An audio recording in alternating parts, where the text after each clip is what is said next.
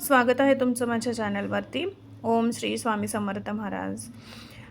तर आज आपण आज आहे अष्टमी. तर अष्टमी आणि नवमीला ॲक्च्युली सप्तमीपासूनच कन्यापूजन केलं जातं. सप्तमी, अष्टमी आणि नवमी. तर आज मी कन्यापूजन केलेलं आहे. तर अद्विताला आम्ही असं पहिलं पाटावर बसवलं. तिचा आम्ही पूर्ण लुक केला होता तुळजाभवानी मातेचा. कालच्या ब्लॉगमध्ये तुम्ही पाहिलंच असेल.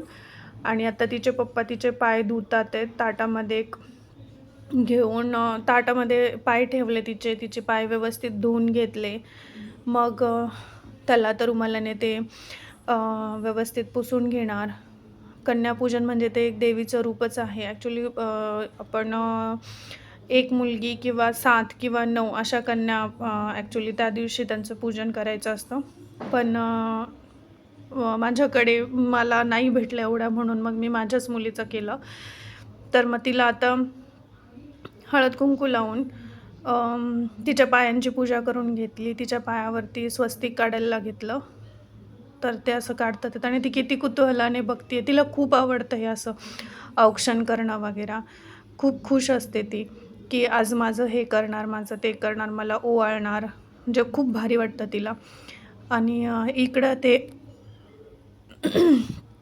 करायला घेतलं तर ते गंध जरा आमचा हे नव्हता.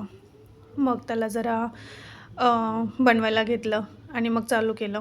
मग ते बनवलं आणि मग स्वस्तिक काढायला घेतलं. तर तिचे बघण्याची कुतूहलाने बघितलं कसं आहे, म्हणजे तिला फार आवडतं. आणि तिला त्यातल्या त्यात तिला असं देवी बनायला खूप आवडतं. मला महाकाली बनायचे, मला देवी बनायचे आणि मी असं करणार, मी तसं करणार. पूर्ण शांत व्यवस्थित बसली होती आणि खूप एक्सायटेड होती ती. तिचं व्यवस्थित लावून घेतलं. स्वस्तिक काढून घ्यायचे. आणि आपण जेव्हा कन्यापूजन करतो तेव्हा आपल्या मनात आपण देवीचा जाप म्हणायला चालू करायचा. श्लोक देवीचा: सर्व मंगल मांगल्ये शिवे सर्वार्थ साधिके शरण्ये त्र्यंबके गौरी नारायणी नमोस्तुते. असं देवीचं नामस्मरण करत करत आपण कन्यापूजन करायचं आहे. मग अक्षता टाकून घेतल्या जरा आणि त्याच्यानंतर मग फुलं ठेवली. मग तिला इथे आता मी प्रसादाला आता इकडे पूजन करताना आम्ही तिला साखरच भरवली.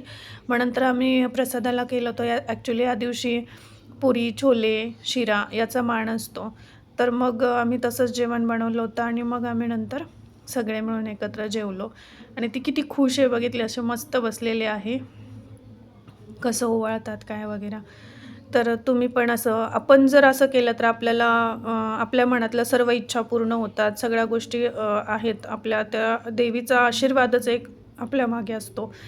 आणि मेन म्हणजे आपण जेव्हा कन्यापूजन करतो तेव्हा देवीच आपल्या घरी आलेली असते. आपण देवीचंच हे करतो. आणि मुलींचे पाय वडिलांनी पूजले आणि वडिलांनी आशीर्वाद घेतला तर ह्याच्यापेक्षा जास्त मोठं सौभाग्य कोणतं नसेल असं मला वाटतं. कारण मुलगी ही त्याच्याच घरी जन्माला येते जो सौभाग्यशाली असतो, नशीबवान असतो म्हणजे.